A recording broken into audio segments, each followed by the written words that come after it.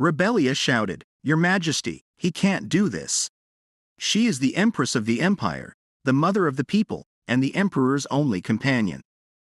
How could he throw her like this?" Alexander, the Emperor, stated, "Don't be arrogant. He have never recognized her as his only companion. Have she forgotten the existence of Empress Aisha?" Rebellia replied, "She is just a concubine, not an empress." The Emperor stated, "She is still under a great illusion. What does it mean to be in the position of the Empress? He can take it away with the lift of a finger. A woman who can't even follow Aisha's footsteps is greedy for the status of an empress and wants him by her side. What a pity." The Emperor continued, "She is just a decoration to borrow the power of Duke Blanche. He have never loved or cared for her. Later on, his love is only for Aisha." Then the scene changed. The reader shouted, "It's so frustrating. Why can't she just dump him and leave alone?" Flower from Another World, a romance fantasy novel with a common storyline, in which the protagonist eventually became the Empress and won the Emperor's love. The Empress Rebellia suffered in a cold room and died of an illness, while those two had fun together. She looked at the clock. It was 3 o'clock a.m. She thought, "Now it's time to sleep." The next thing she saw was old-fashioned and colorful furniture, people in dresses, and this look. She had become Rebellia. She did everything so that he could wake up, but nothing worked, so she had to admit that this wasn't a dream. Rebellia asked the maids if she could be made as pretty as possible, and they were happy to take the order. Rebellia thought they sincerely wanted her to be loved by the Emperor. She felt a bit sorry, but she couldn't help it because she couldn't live her life for someone else. After some time, the Emperor asked why she wanted to meet him. Rebellia replied, "Does there have to be a specific reason for a couple to meet each other?" She thought. She tried to understand the situation a bit. The relationship between the Emperor and Aisha was still in the early stages of the original story, when the Emperor had just begun to show interest in her. The Emperor asked if she had any change of heart, and Rebellia replied, "Yes, please divorce her, Your Majesty." The Emperor was shocked. He stated, "Did she forget who is in front of her? This is not the place to make jokes." Rebellia replied, "It's not a joke. She have considered it for a long time and have come to the conclusion that the position of Empress is too much for her." Emperor asked, "She have been carrying out her duties as Empress for the past 3 years, and now suddenly, what happened?" Rebellia continued, "No, she just don't feel like she is worthy and fit for the Empress position." The Emperor asked if he had perhaps angered her because he didn't visit her for the past 2 weeks. He promised to see her every day in the future and be the best husband for her. Rebellia spoke, "Your Majesty will surely find more suitable women to be his consort, and it would not be a problem to replace his Empress with his concubine." The Emperor replied, "The concubine is only here for diplomacy with the holy country. He have no other explanation." Rebellia emphasized that it's not because of Aisha. She just realized that she doesn't deserve to be in this position. The Emperor asked what she was going to do with Duke Blanchett. Rebellia thought of her family, how Duke Blanchett forced his eldest daughter to be crowned Empress. She stated that she knows the imperial law requires the consent of both parties to proceed with the divorce, but in their case, between the Empress and His Majesty. The Emperor stated that he cannot accept it. She can't just resign from the position of the Empress. He suggested postponing the conversation for a moment. The Emperor continued, saying that if there is something she wants, he will gift it to her.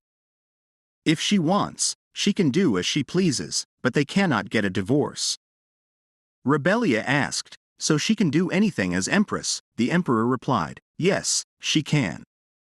After that, Rebellia thought it was enough. If he doesn't want to divorce her, she can divorce him. Now she just needed to make a plan. Suddenly, Rebellia saw Aisha. Rebellia thought, just ignore her and go. Aisha spoke, "It's been a long time.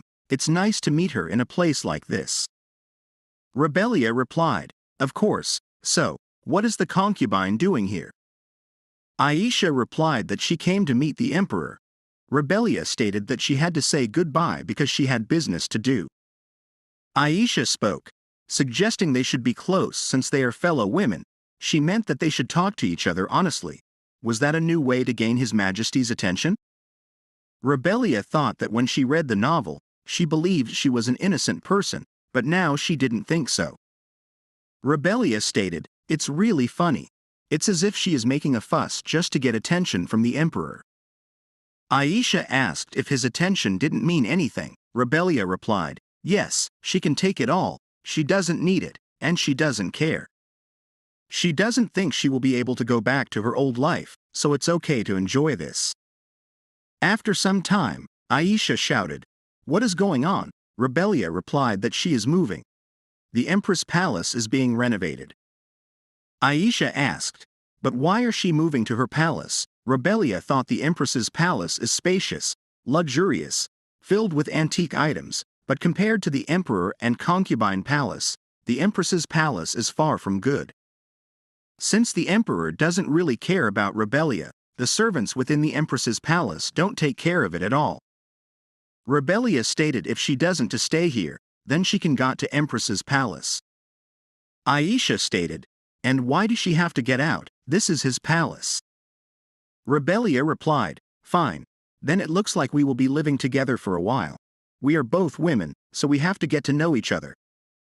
After some time, the Emperor came and asked if it's true that she insisted on living in the concubine palace. In the history of the empire, there has never been an empress who wanted the concubine palace. Rebellia replied, "Your Majesty, as far as she knows, he is the one who told her she can do as she pleases. She just did what he told her." Emperor stated, "Do as she please. She didn't know she were so stubborn. It's not easy living with other people. In order to maintain the honor of the imperial family, don't make any unnecessary fuss." He will also order the queen to do the same. Rebellia replied, "She can't promise that, Your Majesty, because it would depend on the words and actions of the queen." After some days, Rebellia thought, "What is this? Nothing has really happened." Rebellia ran into Aisha often. Every time that happened, Aisha acted as if Rebellia didn't exist and ignored her, but it was clear she didn't want to start a fuss. Rebellia thought she had to do worse than this. She asked the maids for new clothes. Then the designer came and asked, "How about this dress? It looks like it would go perfectly with her hair color. She can check the catalog." Rebellia thought the clothes were so nice and beautiful. If she looked unaccustomed to luxury items, they would be suspicious. She really didn't like doing this, but it was the only way she could get out of the palace. Rebellia stated, "Ugly clothes like this, who else would want to make them but him?" Rebellia stated that if she wore this rustic thing and went out, she was sure it would become a laughing stock for everyone. He probably didn't come here to tell her to wear this old mat. She asked if there were more expensive items, if there was nothing else. The designer replied that he hadn't brought it up yet, but if she waited 2 more months, he would offer more samples. Rebellia replied, "Do he wish for his death? He told her to wear a swimsuit for 2 months, don't lie." She heard that Aisha is doing great because next week, she will be going to the palace to see him. The designer replied, "But this design is the one that fits the Empress more." Rebellia stated, "So she don't know whether it's fitting or not, he is the one who decides." It seems that he is not able to distinguish who has the highest status. This time, shall she take the opportunity to let him experience it firsthand? The designer pleaded for mercy, and then stated he would immediately call an assistant to bring the samples. After some time, the new samples came. The designer asked, "There are a total of 14 samples, which one does she want to choose?" Rebellia replied, "All of them." Then the scene changed. One person stated, "The queen bought all the top-class crystals just to hoard. She also buys clothes, even several times higher than the original price. How is it possible to consume 0.02% of the military budget in just one day?" The other person spoke, "Anything. That person is wasting a position that requires high responsibility like an empress. The current situation suggests that Aisha is the one who is more suitable for the position." The emperor stated, "Are they done talking?" Out of curiosity, he silently watched to see where things went. A nation's finance that was compared to the Nixos River, filled with gold. How could it be swayed by just a few dresses? Emperor asked, is he doubt his any decision? The minister replied, how dare he doubt his majesty's judgment? It's only because he is too worried about the country that he used his words wrong. The emperor ordered him to resign from his position as minister of state and be imprisoned in his home for 3 months. He almost forgot the power of the queen and its authority over the country. The secretary was instructed to find Rebellia 10 times more gorgeous dresses this time. After the meeting with the emperor, stated the minister of finance, who also contributed to the maintenance of the throne, he was given a position higher than his status. Still not satisfied, he continued to cling to the noble title like a blood-sucking bat. The secretary replied that if he punished him as a noble, he would be severely rebuffed. The emperor stated that the ultimate method here is fear, abnormalities, severity, purging without mercy. These are all strengths of his. If he cared about being rebuffed, he wouldn't have cut his father's throat with his own hands. On the other hand, Rebellia was shocked to see the new clothes, which were very costly and beautiful. The servant told her that this garment piece was made by the sincere heart of His Majesty, and a dress like this is worth a building. Rebellia was shocked and thought that if she dropped one hint of sweat on this dress, she couldn't forgive herself. The servant spoke about a handwritten postcard from His Majesty, in which the emperor wrote that he didn't know if this would suit her elevated eyes, hoping that the next time they meet, she would wear this dress.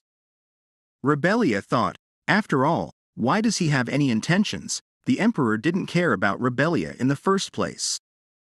The maid said it's really beautiful. She had never seen or heard of such a beautiful dress like this, congratulating her for receiving such a high-value gift. After receiving the gift, she should try it at once, and they would help her. Rebellia replied that she wouldn't wear it because he intended to divorce that person. She couldn't just accept a gift from a man she was about to break up with, and threw these clothes into her wardrobe. Then, at the Friday night party, in the past, Rebellia planned this event very well and elegantly decorated it. While locating resources in the right places, she ensured it did not detract from the royal family. Count Bartlett stated, "It's been a grand party again this time, Your Majesty." Rebellia thought of him as a minor character actively supporting Aisha to win the queen's chair from her. Rebellia replied, "He has to get rid of that kind of lame hypocrisy." Count asked what she meant by fake. Rebellia stated that the gratitude took 3 years to spark up, and that surprised her. Rebellia was going back and thought about the person who was supposed to hear those grateful words, who had also disappeared. Then the emperor arrived. Rebellia thought, that's the ultimate good-looking man, also known as one fine man who only appears once in 100 years. Suddenly, Aisha came and stated that she was so happy to see His Majesty. Even if they met every day, she still missed him. She had been looking forward to this party for so long, and every day and every week were so interesting, because this is where the whole family gathers. Rebellia asked, the whole family, what did she mean? Then, Rebellia thought it would be a pity to pay attention to these shallow tricks. She had another purpose in attending this party anyway.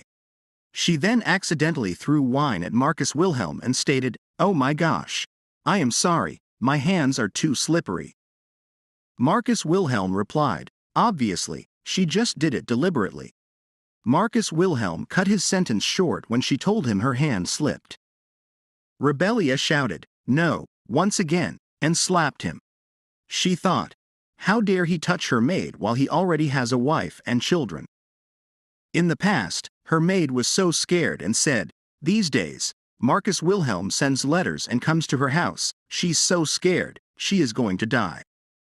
She heard that a daughter of the count was married to a poor family, as if she was sold off because of him. He's so powerful, there is no way to stop him. Rebellia was so upset and slapped him continuously. This is the quickest revenge among the actions she can take. After all, no one can stop her here except the emperor. The emperor stated, "Rebellia." She thought he can't help but stop her, but she has one last thing to finish, To aim accurately is worthwhile to practice. The emperor arrived, and Rebellia thought he seems to be in a bad mood. The empress did this in the banquet hall. She did this in a public place to show such trash harshness and get a divorce. Just rejoice to her heart's content. He will make her disappear smoothly. The emperor stated her hands are in a mess, and Rebellia thought, is he crazy? The emperor stated, call the imperial physician to heal the empress's hand. Rebellia spoke, Your Majesty. Marquis Wilhelm also needs the imperial physician. He looks like he has fainted. The emperor replied, if she thinks so, feel free. Rebellia thought she didn't get it. It looks like he is protecting her. In the end, he didn't even rebuke her for taking such sudden action in public. The emperor looked at her, and Rebellia thought she was startled. What's with his smiling face? If she wasn't angry, it would be a big deal. The nobles started chatting. His Majesty the Emperor takes such great care of her. We didn't know that they had such a golden thread. What happened between the two of them? His Majesty the Emperor, who only cared for Her Highness the Imperial concubine. What did Her Majesty the Empress do? Rebellia thought, no, that's not it. She didn't do anything. Rather, she did nothing but look hateful. After the treatment, the Emperor stated, let's have a dinner party. She must be very hungry because of the late dinner. Then please excuse us. Rebellia thought Aisha looked impatient, because people were mumbling like this. There might be a speculative article about her relationship with the emperor in the morning newspaper. The whole process was as smooth as flowing water. Could this be the consciousness of public opinion of the divorce proposal? The emperor stated, this place is not for official business but for small exchanges between palace officials, so don't feel too pressured. Rebellia thought it would be an exaggeration to say nothing was prepared. She would just eat. She must be full of anger to do evil deeds. Emperor stated, Empress, help yourself. She used a lot of strength just now. Aisha spoke, the dress is so beautiful, Your Majesty the Empress. She heard that the Empress got 14 outfits, but simple design suits me better than such a fancy style. She finds it a bit burdensome to buy such expensive things. His Majesty the Emperor told her to buy something more expensive. But isn't it too extravagant? The emperor stated, speaking of dresses, why didn't Rebellia wear the dress he gave her? Was that not enough for her? Rebellia thought, why is he saying something like this at this time? She has refused to have a good relationship with him. Oh no. They are already misunderstanding. There will be public opinion. All right, so she will have to make sure that he never talks about gifts again. Rebellia stated, her nobility can't be matched with such clothes. A city or a castle would be better. The emperor replied, just a city, that's not enough. Even if he could get another empire, she would not be replaced. She is the pillar of this empire and his only empress. Rebellia was shocked and thought, a city? Why does it sound so simple? Aisha spoke. She doesn't mind if he doesn't give her such an expensive dress. All she needs is a dress made of silk and flax. People's values won't change with their clothes, as long as His Majesty the Emperor is by her side. The Emperor stated, what is she talking about? She doesn't have treasures. He has given her a budget worthy of her position as the imperial concubine of the empire. Failure to acknowledge what she has is a deception for those who have nothing. How can she fulfill her responsibilities to the people without understanding what she has? Modesty and humility are not the only virtues of the imperial family. For the sake of the whole people of the empire, it's to take action that does not undermine the authority of the imperial family. Does she understand what he means? Aisha replied, yes, she will keep that in mind. Rebellia thought she didn't think Aisha would remember this. But did the emperor ever point out something to Aisha in the original? In her memory, he didn't. Rebellia thought she was going to be a burden to the point where they would be tired of it. Rebellia shouted, the soup is cold. Reheat it. Get rid of the lamb dishes in front of her. How nauseating. Nobles are mumbling. Her Majesty the Empress was originally very gentle, merciful, and quiet, but why has she changed like this? On the other hand, Her Highness the Imperial concubine seems to have no reluctance. She is really a slender and quiet woman. After the dinner party, nothing special happened for a while until an invitation reached her. Rebellia thought Duchess Celimon. She hadn't heard of this name before, not in the original. There was nothing in the documents about Rebellia that she went through last time. Rebellia was curious as to why she invited her. It would be better to go out than to stay in the room. She needed information, and there would be more information than what could be found by asking the maids, or searching through the books in the library. The ladies' tea party was one of the best places to get such vivid information. At the tea party, judging from the title of Duchess Celimon and her age, she seemed to be the most influential figure in this place, so it would be better to be cautious. The Duchess spoke. "Empress, wear such a truly luxurious dress." Rebellia thought the Duchess didn't have a friendly relationship with her. Among the nobility of the empire, talk of money was considered very vulgar. Therefore, even at nobility parties, talking about money would be considered a kind of taboo. The Duchess deliberately told her that the dress was luxurious. The Duchess again stated, "The dress is very luxurious, only the dress." Rebellia replied, "Well, it's from Winston Mystic. There are many designs for her, she just has to choose among them. By the way, did she place an order there?" The Duchess said she should get up as a host, she has to manage the party. Rebellia thought she is running away. That's how Mao Rebellia turned the table. Then Aisha came and stated, "Your Majesty the Empress, it's nice to meet her in a place like this." According to imperial etiquette, if a higher-ranking person is sitting and somebody is approaching, they don't have to stand up to greet. This etiquette was created so that a high-ranking person wouldn't feel awkward being the only one sitting. All of them are in the mode that way. Rebellia thought no, it's clear, the reason Duchess invited her may be Aisha's influence. It seems like she asked the Duchess to get them together at the same place, and deliberately made herself noticeable to insult Rebellia. If so, she doesn't have to be here any longer. He threw the tea. Aisha apologized, stating that she has just been to the empire, so she is not used to the rules of etiquette. She will be careful next time. Rebellia stated that the tea was spilled, so she will be leaving. From now on, she would better be careful after her behavior in front of the Empress. Aisha was embarrassed and shocked. Then the scene changed. The Emperor told her to deal with such kinds of things on her own. As the Emperor of the Empire, he is not idle enough to intervene in the commotion at the tea party. Aisha replied that she bothered him. She was afraid that he would be sad if she didn't adapt well to the Empire. She was just telling him how she is doing, but her thoughts bothered him, and he was busy.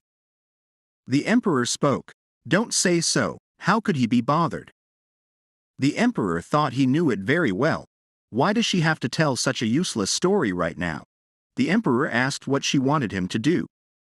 Aisha replied that she heard, after the tea party, ladies insulting Her Majesty the Empress. She wanted him to express her concern to Empress directly. At night, the Emperor thought the first time he saw her, he knew right away that she was not an ordinary woman. The fact that he personally rebuked Rebellia seriously, there is no such thing as naivety or indifference. Aisha and he are the same kind of person, they pretend to be good people to hide their devilish selves. But he would have hated if she had been really kind. Then he weighed the pros and cons, what he hates, and what he can accept. Afterward, he gave her the position of Empress, but lately, somehow, it's getting more demanding, and things are starting to bother him. He thinks he knows what the reason is. Rebellia opened the door. Rebellia thought, what is this? Why does she feel itchy like this suddenly? The Emperor asked, why is that? Is the light too strong? Rebellia replied, maybe it's the lighting. It's not my face blushing. It's just due to the light that she feel a bit warm. The Emperor thought he wasn't really making fun of people, but recently, Rebellia's responses had been quite different. She looked like a cat with her hair up and down. She used to resemble more of a wooden doll than a human. The Emperor brought up the last dinner party, admitting he still didn't understand why he behaved that way. He apologized for her embarrassment and thanked her for helping make Marquis Wilhelm go away. The Marquis had intervened to increase the power of Rudiken's throne, which wasn't exactly illegal, but there was circumstantial evidence of siphoning off taxes and military supplies. Seizing the opportunity, the emperor decided to send most of his doctors to investigate Marquis Wilhelm. 8 weeks would be sufficient for the investigation. Rebellia asked what she had to do, and the emperor replied that the Marchioness Wilhelm was very famous. Many women in the palace held a grudge against him, and he thought they could have a good cooperative relationship. Although their public relationship seemed dry, not many people would expect them to be cooperating. Rebellia declined the offer, stating it's not just external, it's actually dry. The emperor said if she thought so, he had no choice, but he hinted that he might offer something she likes again. He was determined to do anything to fulfill her desires. Rebellia requested him to stop using such horrible language and expressed her unwillingness to give up. She was willing to go through challenges if she wanted something, acknowledging that they could be damaging to each other. The emperor wondered what was happening, feeling a desire to touch her. He found her so soft, and he wanted her in his own hands. Is this what it's all about? The desire for talent? He wants to touch her lips. It's difficult to form a proper partnership with Rebellia. Suddenly, the emperor asked, "What is she doing?" Rebellia replied, "Are he crazy? We are getting a divorce." She don't know where something like that is coming from. You idiot, get out of here. The emperor was shocked. Rebellia thought, isn't that crazy? Did he dare to do that with an impending divorce? She don't think he even has feelings for her. That's because the emperor only has Aisha. He is the man in a romance fantasy. In the original, Rebellia tried to chase him for 3 years, but he never looked at her. It's absurd that he's suddenly interested, trying to kiss someone he doesn't care about. In the morning, Rebellia was surprised that she kicked him out first. However, she regretted it afterward because if she laid a hand on the king's face, there might be a law that mandates the death penalty unconditionally. If the emperor wanted to punish her for that, there was no way she could resist. Seeing as he hadn't said anything so far, it meant he was going to let it go. She had a lot of other things on her mind. The Empress was in charge of affairs within the court, support for cultural development, and other responsibilities. These were supposed to be shared by the Empress and the noble consort, but Aisha was exempt from all duties because she had just arrived. Which are a booth half years ago now, exactly when she come. On the other hand, Aisha told the maids that the emperor said her skin was very clear, and he also liked her hair color. Suddenly, Rebellia came and exclaimed, "Oh my goodness!" She was working her head off, and Aisha was playing with the maids and talking about her hair. Here's the job. Why don't she stop being a lazy woman? Rebellia thought to be at peace. She left all the work to Aisha. Of course, Aisha didn't mean to work fine. Aisha asked him she didn't have anything ready yet, so give her the secretary time to learn things. Rebellia replied, "What have she been doing for the last half year without even noticing? This is how it all worked out." Of course, everything didn't go well since Aisha did nothing fine. All the work in the palace is disturbed. The palace workers came and asked Rebellia to do her business as before. Nothing will ever work in the palace. They begged as the mother of all imperial people to have mercy and compassion. Rebellia thought it's not easy for her to play and act like this, but she can't help it. If she gets her job back now, everything will go back to the way it was, Rebellia stated. Who asked them to come here? Didn't she say she was done? What is their owner doing? They replied, the assistant did his best to assist her, but that's not enough. Rebellia stated, didn't they say it was noisy? They are all out of her business. In this way, everyone was kicked away, and she continued to strike again. It seems that people who were evicted invited Emperor to come. The Emperor stated he is asking her to do this. Will she take care of the affairs of the palace again? He is responsible for educating the noble consort, and then the Empress's workload will be much reduced. He has been inconsiderate and made things worse. He doesn't ask her to forgive him fully. but he will bet his name on it and try not to let it happen again. He has no authority to speak to her about the affairs of the palace, so this is a request, not an order, as emperor, a favor to the empress, a companion to govern the empire. Rebellia thought she didn't expect such a sincere apology. Rebellia stated, he said he would try not to let this happen again. In that case, please write a memorandum to focus on educating the noble consort and to share the work fairly. The emperor stated, so it's a memorandum, there should be a condition, which do she prefer? Rebellia replied, divorce. Emperor stated, fine. He's not gonna break the pact forever away, he will swear by his name. Rebellia thought, just give her divorce, and let someone else be his empress, and it will all work out. Why is he picking such a complicated road? After that, Aisha had 5 teachers. The class time alone, from right after breakfast to bedtime, was almost 10 hours a day. Rebellia worked so hard that she could be called a bad girl. She worked day and night because it is very difficult for the palace to become normal. The maids are chatting and appreciating the empress, saying that she is trying to make sure they don't suffer the same thing. One of the maids tells them she went to inform the empress, and the empress replies she didn't mean to be praised. Then, at the tea party, there are plenty of flowers. Aisha tells the other noble ladies that these flowers were given by the emperor. Noble ladies speak. After all, the emperor cares a lot about the imperial concubine. How romantic it is. One of the ladies asks what she is studying. Aisha replies she just wants to work hard because she hasn't helped much, saying, she just study a bit every day. Suddenly, Aisha feels dizzy, and the noble lady tells the servant to call the doctor. Aisha states there is no need and apologizes for showing her this look.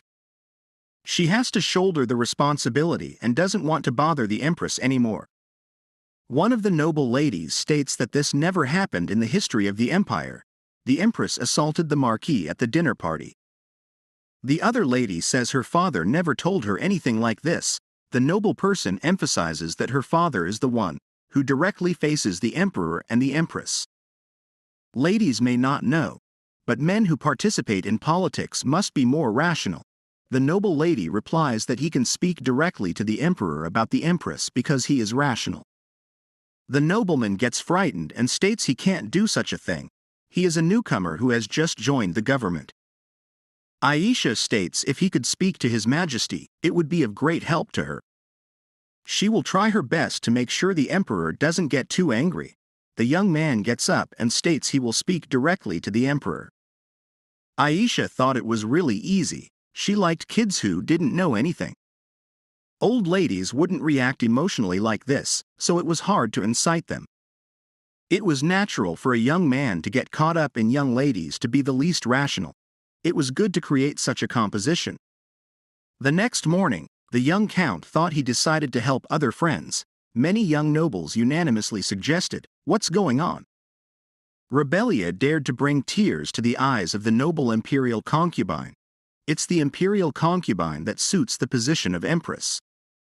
As a young man who thinks of the country, he can't leave it unattended. This is out of patriotism and loyalty. The young count spoke, "Your Majesty, the respectful emperor, before the full-fledged meeting begins, he would like to say something." 7 young nobles have something to say about Empress Rebellia. Here is the report they investigated.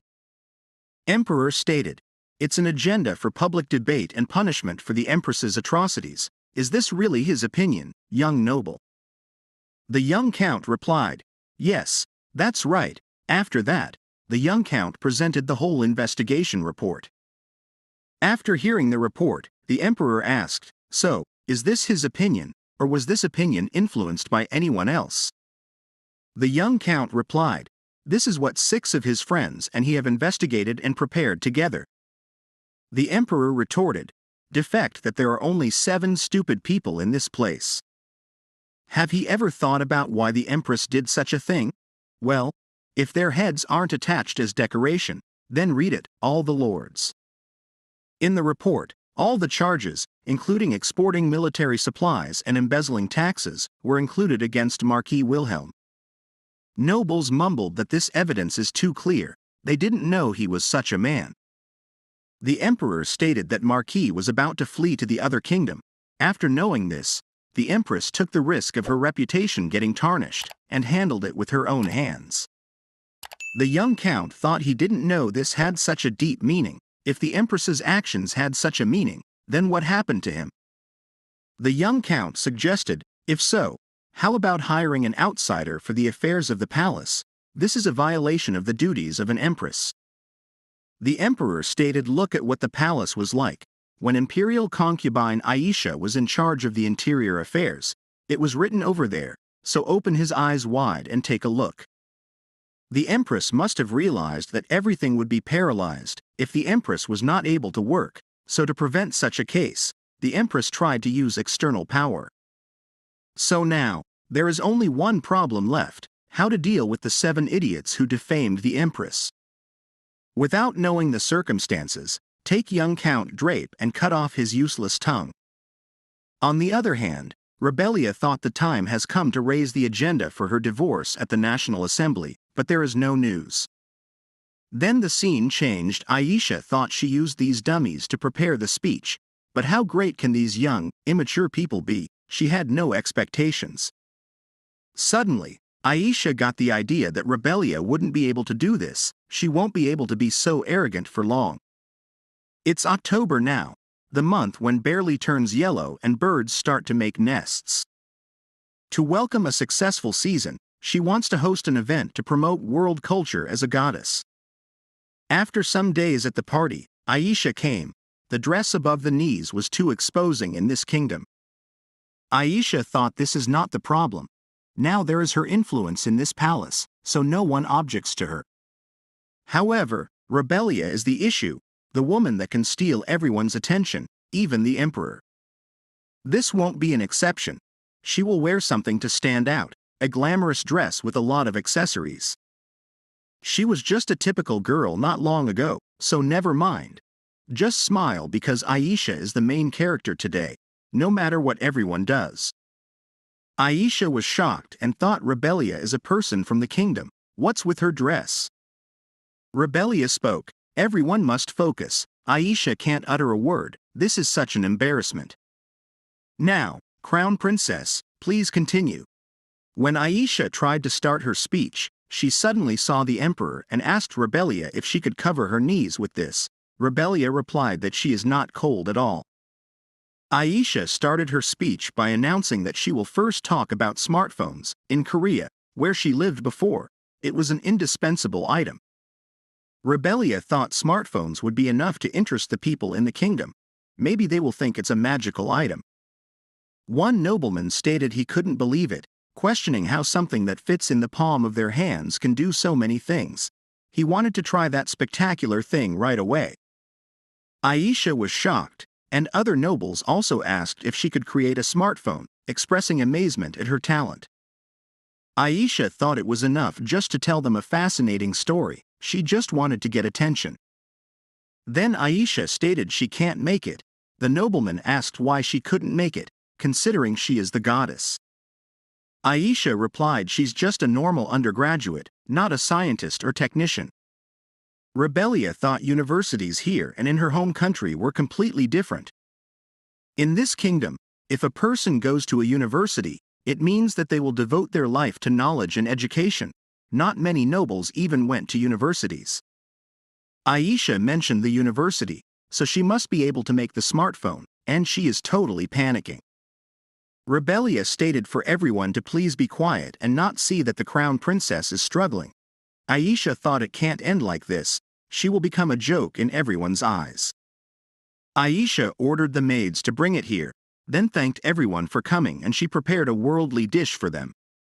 She prepared a buffet so that everyone could enjoy themselves and eat all that they wanted. Suddenly, they all criticized the food, saying it was sticky, strangely chewy, and too spicy. Rebellia tasted it and thought it tasted good. The people in the kingdom didn't seem to like the honey rice cakes and kimchi, even though back in Korea, foreigners found it strange. Aisha thought, how did things come to this? She was supposed to be the main character, and this reaction isn't good. Suddenly, Rebellia stated, Attention! Everyone, she want to thank everyone who came here today.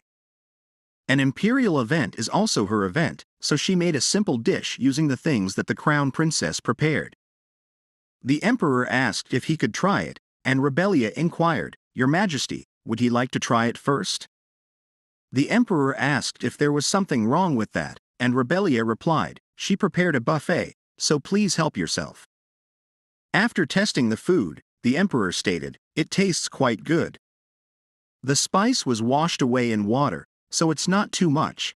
The bacon and vegetables go well together, and the keys complement it perfectly. Rebellia thought the kimchi fried rice and kimchi pancakes suited their liking. Nobles enjoyed the food and asked for another plate, expressing their love for it. Aisha left during the tasting party, so Rebellia had to deal with it. She couldn't let the emperor see her slacking and not fulfilling her responsibility. Rebellia was curious about the emperor's plans. She agreed to have a meal with him because he helped her dry the food, but she wasn't sure what he was thinking. The emperor stated she didn't need to stay alert like that, though he still wanted to persuade her to be a collaborator. That wasn't the only reason. The emperor continued that he didn't know she was so talented. Rebellia replied that she had always been interested in researching cooking after getting married. The emperor asked, "Is that so?" Rebellia thought it was fascinating. She had read about his appearance in the original novel, and the only thing that came to her mind about the emperor was the tyrant, who only knew about Aisha. But looking at him by her side like this, he didn't seem to be that stubborn. "Is it because he hasn't completely fallen for Aisha?" Emperor stated. "Look at these flowers. They're beautiful but poisonous. In some places, they are used for making medicine." Rebellia asked, "Didn't we come here to look at flowers?" The emperor replied, "What if we did? Enjoying the view of flowers with the only empress has its own charm." Rebellia stated, "The only empress? Are she talking about the empress who was abandoned for 3 years?" Emperor replied, "Yes, that's correct. It wasn't right." Rebellia thought he even used lust as an excuse. He mentioned a divorce, but he is acknowledging this.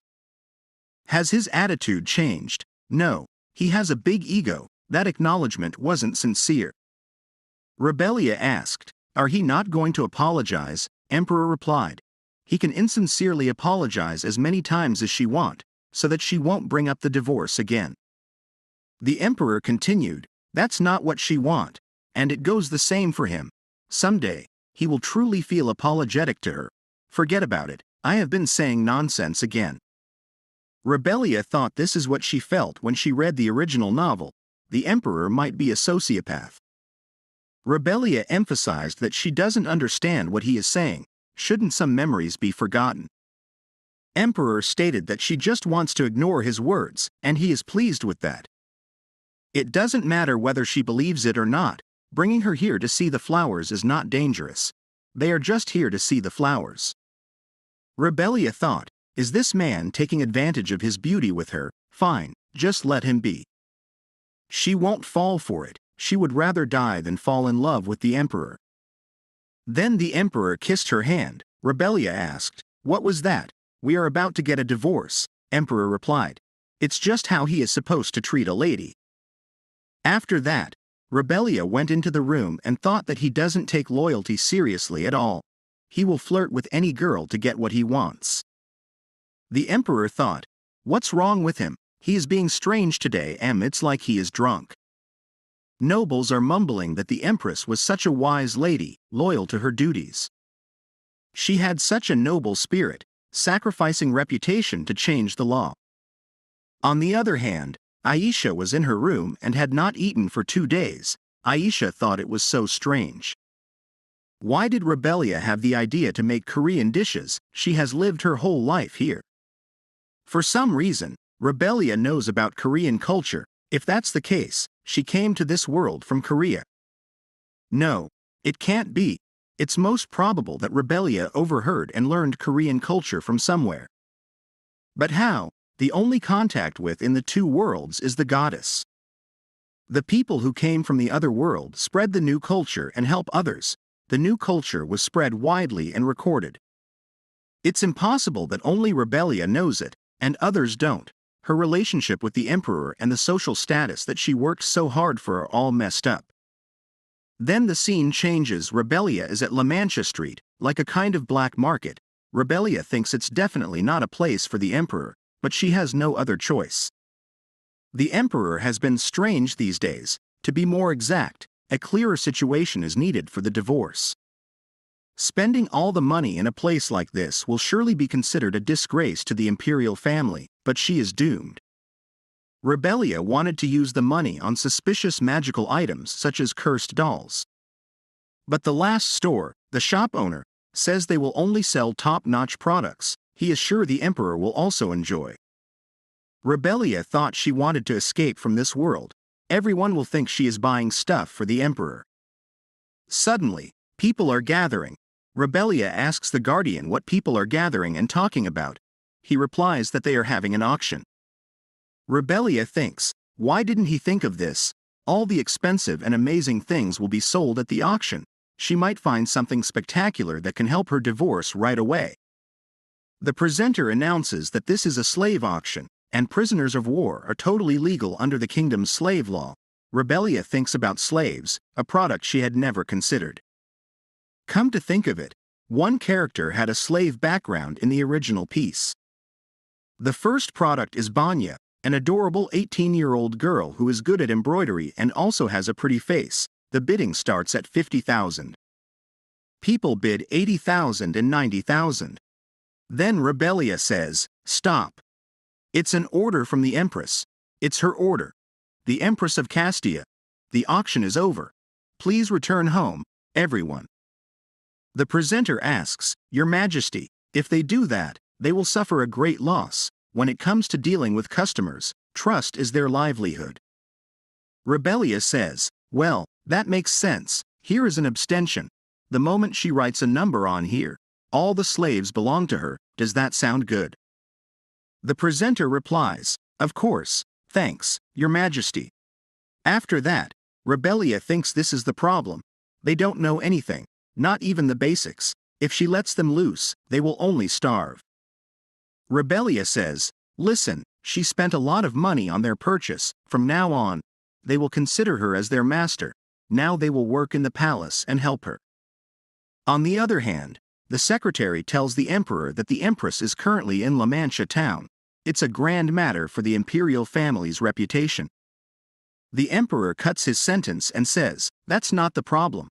Does she not know how dangerous that place is? He has to go there by himself. The guardian tells the empress that the place where she resides is not suitable for heathen slaves to come and go. Please reconsider having them work in the imperial palace. Rebellia states noisily that she will take responsibility, so keep their mouths shut. Take them in and educate them 3 hours a day in imperial language, imperial society, imperial law, and all the basic studies. The young slave girl was crying while speaking. Thank you, Your Majesty, the Empress, thank you very much. Rebellia thought they must have been very scared. Slaves never knew where they would go and what danger they would face. All of them are adults, so it should be okay to teach them for about a year, then give them to live alone and become independent. Suddenly, someone starts beating a slave and states, slaves are the same. He should have put him to monsters as food. Rebellia thinks a whip to such a child. Rebellia says, stop it. She bought all the slaves. Why is there still one left? The person replies, he is a slave, but he belongs to the auction house, so he is not for sale. As she can see, there is no marketability because one of his legs is limp. Rebellia states she will buy this child, and asks to gives her the whip. He doesn't seem to know how dangerous this whip is as a weapon. Rebellia strikes that whip on his face and states, even if he is a slave, he should not whip such a child. If he continues to stand there, she will let him realize the danger firsthand. Then the person runs away. Rebellia thinks maybe she could get a divorce this time. The Empress goes to the black market, buys suspicious goods and slaves, and even whips the merchant. The knights are fed up. Public opinion is on her side, and an agenda to depose the Empress would be drawn up. Finally, she is free. The boy says, thank you very much, Your Majesty. She asks his name, and he replies his name is Caleb. Rebellia thought he might be the sub-male lead of the original. Caleb was a character who appeared in the middle of the original story. He had been a slave from birth, but he was self-taught and rose to the level of 7th Circle Archmage. With his outstanding magic talent, he made great contributions and shed his status as a slave. In the original story, he had a crush on Aisha. But this Caleb, who must be 16 now, is too small and looks young. Is it because he is still young? Suddenly, the Emperor came and asked what Rebellia was doing. Rebellia replied that she was bringing Caleb there. Rebellia thought that he was asking her why she had gone to Manhwa Street, but she knew why he had come. He must have been angry that the Empress had gone to Manhwa Street. The Emperor asked who the scruffy guy was. Rebellia replied that this was the slave she had bought, Caleb. She had bought about 30 slaves just now. The Emperor asked why she was trying to kiss that slave. Rebellia was shocked and shouted that the Emperor was talking nonsense. She was just looking at his wounds. Everything should be misunderstood moderately. Was she shameless enough to kiss a child? The Emperor stated that he was glad that nothing had happened. Rebellia thought that something was wrong with him. He seemed to be relieved. Rebellia asked if he was there to catch her because she wanted to go to Manhwa Street. The Emperor replied that no. Why would he be angry with her for such a thing? Especially since it was no one else but him. Rebellia asked what he meant. The Emperor replied that he was the owner of this street. Didn't she think it was safe to keep the border between legal and illegal under surveillance? Only a few people, including the secretary, knew this fact. He was telling her because she was the Empress, and she would know what this meant. Rebellia thought that there was no fool in the world who would tell such a secret to his soon-to-be divorced wife. His confession was an expression of his will to never divorce her, while simultaneously making her more deeply involved with him. Now that she knew his secret, whether she wanted it or not, she would be more deeply involved with him. In the palace, Rebellia asked Caleb if he was still thinking the same thing. Caleb stated that he wanted to become her direct escort knight. Rebellia told him that becoming a knight is very difficult, and being a knight is more dangerous than he thinks. Rebellia thought that she actually wants to give him a proper job since he is a talented child. Caleb spoke, saying he was born with a bit of magical power. He has kept it, and he says he is afraid his ability might be used for dangerous things. He will protect her with his powers. Rebellia told him he could work at the research academy so he can learn more about magic. Caleb stated there are many people about his age at the academy, and Your Majesty, please don't make him go to the academy. He was bullied by his peers when he was young. Rebellia replied she will not send him to the academy, so stop crying. Rebellia thought she planned to keep him with her for about a year anyway. Caleb stated she is not going to abandon him. He is so glad he can become her guardian knight now. This is the happiest day in his life. He will dedicate his body and soul to his only master, and if he has anything, even if it's just a thread, he will give it all to her. Rebellia asked what he was doing. Caleb replied he heard that's what slaves are supposed to say to their master. Rebellia stated he doesn't need to swear like that in the future. On the other hand, the Emperor thought about that slave. He has been a thorn in his eyes. Does he need to stay that close to the person he is guarding? He is not helping anyone as a knight. No, it's her decision. She must have a reason for it. He can't let anything affect his relationship with her. An emperor of the kingdom has no reason to care about such trivial things. The list of all the embarrassing things Rebellia bought in La Mancha Street bothers him more. It's not normal for an empress to be spending money on La Mancha treats, and people are not talking about it well. It's difficult to find every person who saw the Empress that day and make them keep quiet. He can't draw a conclusion like this. It's much quicker to ask her. On the way to Rebellia, the Emperor thought, this is strange, these unplanned situations. They should make him feel bothered. He doesn't know why, but he doesn't hate it. It will be awkward if he gets straight to the point. Suddenly, the Emperor heard Caleb's voice. Your Majesty, this is awkward. This is too much for him. He is only a slave. he is grateful that he can stay by her side and serve her. Rebellia asked if he's really not going to take them. They are all clothes that she bought for him. The emperor thought, so it's that slave. It's the middle of the night. Why are they talking in her bedroom like they are so close? The emperor entered the room and stated that he's sorry for bothering their conversation, but he couldn't help feeling curious about the situation. What kind of knight stays with the empress in the middle of the night? Rebellia replied, what did he say? He barged in here. Caleb asked for his forgiveness. That empress is not to blame for it. Her presence pertains to him. She just called him in with good intentions. If he wants to punish anyone, let it be him. Rebellia stated he doesn't need to apologize. Can't she reward her subordinate for his loyalty? Does he think that she is cheating on him? She made it clear last time she doesn't see this child in that way. The emperor stated he is not suspecting her. He is just curious about whether that kid knows his place. Rebellia shouted, are he suspecting an innocent child? She is the one who called Caleb, not the other way around. The emperor stated, why is it like this? Then he thought, why is he so impulsive around her? The emperor told Caleb he should get out. When Caleb was going back, he saw them with very cold looks on his face. The emperor stated, does she know that the sharper she is, the greedier he is? Rebellia asked, then doesn't he have to keep an eye on her more properly? If she gives him some advice, it's better if he doesn't do things that displease others. The emperor replied, then what should he do to make the other person happy? That's what he is most curious about right now. Rebellia stated, first, he can forget about compromising and just divorce her easily. The emperor said, what a shame he can't do that. He would rather hear she tell him to kiss her feet. Rebellia emphasized, he is so full of himself, he doesn't care about her anyway. The emperor stated, is that really what she thinks? Then he will show her. He will do whatever it takes to have her. On the contrary, it's amazing to him. He can finally show her his sincerity. Then the emperor kissed her. Rebellia slapped him, then stated, get out. The emperor replied, he apologizes. After some time, the emperor thought it was irrational of him to do it. He got mad in front of her. He must resolve this at any cost. How can he think about her lips right now? The effect was just too intense for him. He couldn't think about anything else. Only Rebellia can make him feel that way.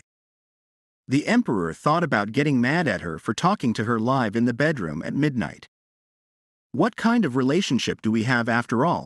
Concubines are normalized in the kingdom, so it's not strange for a married noble to have other lovers. It was also written in the marriage papers. Why does it all bother him? Does he want an indifferent kind of relationship with Rebellia? His desire to have her, he thinks that's right, he is pleased about her. He wants to take walks with her, and he wants to help her with other things besides missions. On the other hand, Rebellia thought, seriously, she is going crazy. Why did she kiss that person? He attacked her first, but she liked it, and she kissed him back. It hurts her ego. The next morning, a maid came and told her that the emperor wanted to see her. Rebellia thought, is he crazy? How can she meet him after what happened yesterday? Rebellia stated, tell him he can't come because she is sick and that it's contagious, so they can't meet. The maid replied, he said if it's not today, then we will come tomorrow, or the day after that. Rebellia thought she wanted to ignore him no matter if he comes or not, but she didn't want to put the maid in an awkward situation. Rebellia stated, tell him she will be there in 30 minutes. The emperor observed her hair, guessing she had come without combing it. Rebellia stated she hoped he would briefly tell her about his business, as she was so busy that she couldn't even comb her hair. The emperor apologized for what happened last night, explaining that their lips met because his feelings overwhelmed him. She was surprised, so he wanted to apologize to her. Rebellia thought he felt guilty, but no, that wasn't it. She tried to forget it, so why did he bring it up? The emperor reflected on recent events, noticing that Rebellia seemed to be very weak against this kind of approach. Rebellia asked why the emperor wasn't too picky about his partners. Was it not enough to have a kiss with the imperial concubine, especially when she is going to get a divorce soon? The emperor asked what she meant. Didn't she know he doesn't sleep with or kiss anyone? Rebellia was shocked. Emperor stated he didn't know why she was surprised. It was mentioned from the beginning of the marriage. Rebellia thought, so what he did yesterday is the emperor and Rebellia's first kiss. The emperor told her he never thought his credibility would be slow, but he swore to Mestapo, the unquenchable fire, that what he said is true. Rebellia thought the emperor wouldn't lie with Mestapo, but did he really have a kiss for the first time yesterday? She couldn't believe it. Rebellia stated if he had finished what he should say, she would leave. She thought she should think of a way to get out of here quickly.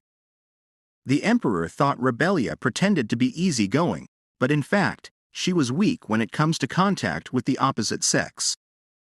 He was worried that she might blush like that with others. Should he increase the escort, or should he try to seduce her? Rebellia thought the Empress went to the black market in person, and even participated in the bidding. People must be talking by now.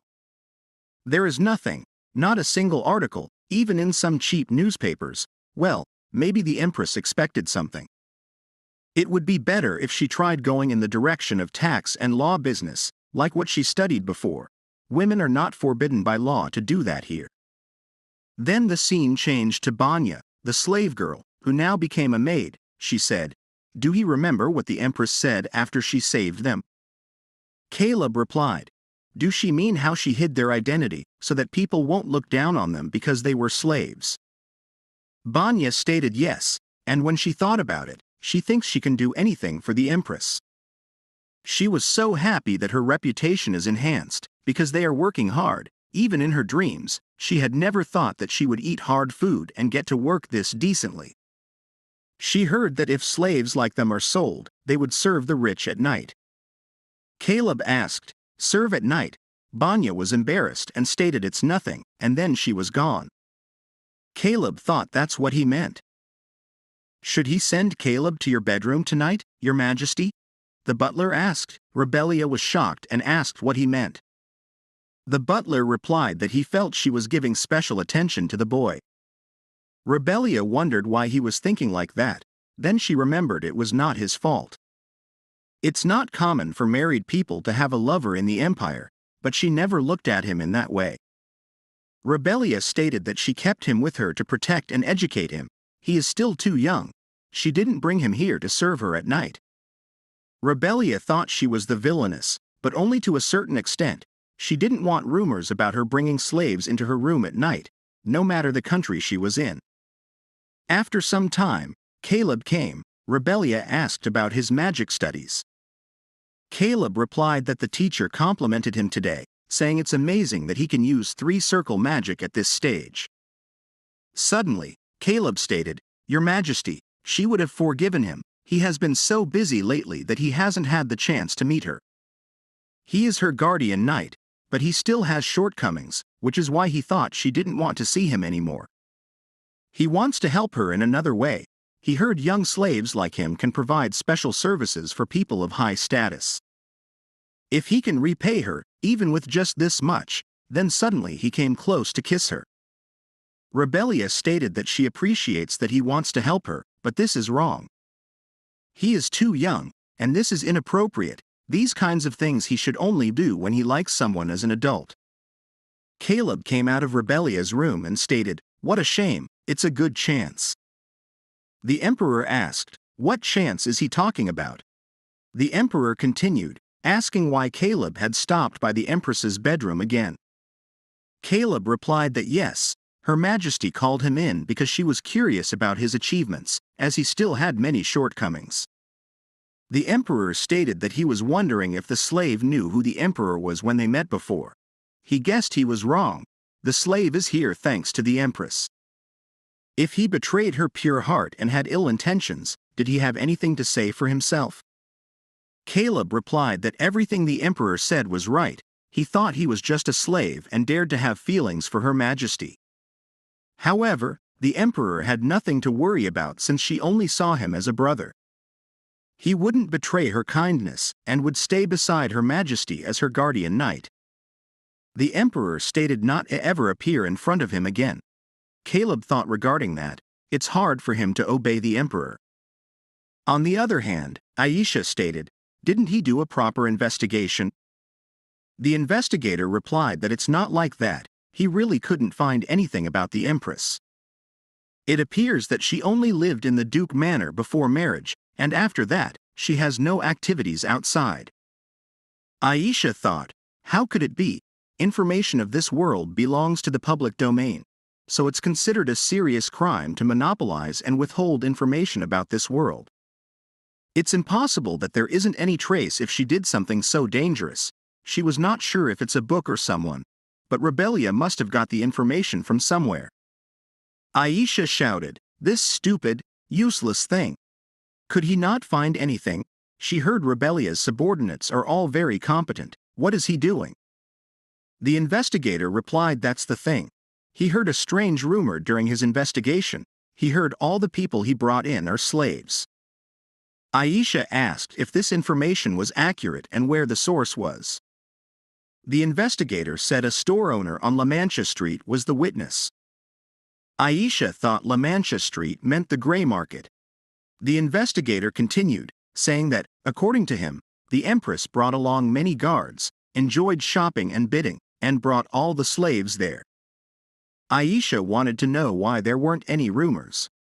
The investigator replied that he heard a reason for that. The day after, there were men in black who came to make the people there keep silent, and media agencies had a similar situation. Aisha thought that meant Rebellia blocked the flow of information, or it could also be the emperor. Aisha stated, for the time being, let's stop investigating Rebellia's background. Instead, he has something else to do. She will make several copies of his announcement and pass them on to the media. It's better to use the trashy yellow paper usually for gossip. The investigator inquired about what he should do. He don't trust anyone there. Aisha stated, that's why the imperial family has little influence. Even the most upright nobles would be curious about such vulgar gossip. It will have such a ripple effect. She likes making bets. After some time, the investigator thought he was not sure if this would work. No, he just needed to do what he was told. Whether there would be rumors or not, that's not his fault.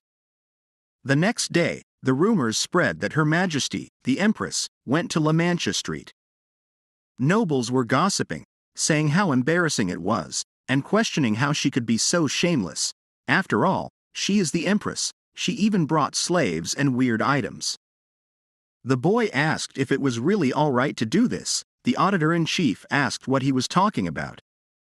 The boy replied some anonymous source sent letters stating that Her Majesty went to La Mancha Street, but there was nothing mentioning a secret lover. The auditor-in-chief stated that Her Majesty purchased a large number of adult items on La Mancha Street. Not everyone is aware of a relationship with the emperor. Who does he think they are for? Of course, it's another man. The boy said it's just speculation and wondered if everything would be fine if he wrote articles like this about the imperial family. The auditor-in-chief replied, it's not speculation, it's a reasonable deduction. Even if it's not true, what can the imperial family do to them? They have freedom of speech according to the empire's law, so stop thinking about nonsense. The boy thought they printed more articles than ever but still couldn't meet demand. It's like someone deliberately spread rumors. On the other hand, the slave maid stated, please don't be bothered by what people are talking about. The Empress is a righteous person. No one has such a pure and kind soul like her. Rebellia came to her room and shouted, it worked. She was wondering if she should spread the rumor because no one was saying anything. It's a success. If she wants a free life, she can't stop it from getting a divorce. She thought it would be best if she got kicked out. She is fine with the scandal, but it can affect Caleb and the kids. Things got to this point. She must find a way to attract all the negative attention. A maid came and stated, His Majesty is calling an emergency press conference. She must be there. Rebellia thought, is he finally announcing their divorce? Then she thought she could go there to see what Alexander is planning. Rebellia stated she couldn't show up like this, and asked if the maid could help her prepare. Then the scene changed and the emperor arrived. The auditor-in-chief asked him to say something before the conference. How he was feeling, if he was going to have a divorce, and if it was true that he put pressure on the 5 daily newspapers. The emperor replied that he knew they were curious, but they should wait a bit more because the empress hadn't arrived yet. Rebellia came and stated, "Is she too late?" But there was no other choice, she had to pay special attention to her makeup. Rebellia thought in this world, the same rules apply, like time, place, and occasion, a person must wear suitable clothes. Although it's an imperial rule to wear light colors at press conferences, she didn't have to follow such rules. Besides, she didn't want to appear complacent to the reporters. Public opinion about her would be rock bottom like this. She attracted all the attention and a bad reputation. The emperor stated he don't want her wearing such a cutout dress like this anymore. He doesn't suppose she will listen. Rebellia replied, "That goes without saying. Did he open this urgent conference first to announce something?" The emperor replied that he couldn't let her know since she would find a way to fight it. The emperor stated before taking questions, he would like to tell them something. Everyone seems to have gathered here because the empress went to La Mancha Street. She ruined her reputation with her behavior. They all must be thinking that, right? However, she did not stain her virtue at all. She came there because he asked for it. Rebellia was shocked and thought, "It can't be, this is a lie." The emperor stated he would make a statement now. The gray market in the capital on La Mancha Street belongs to him.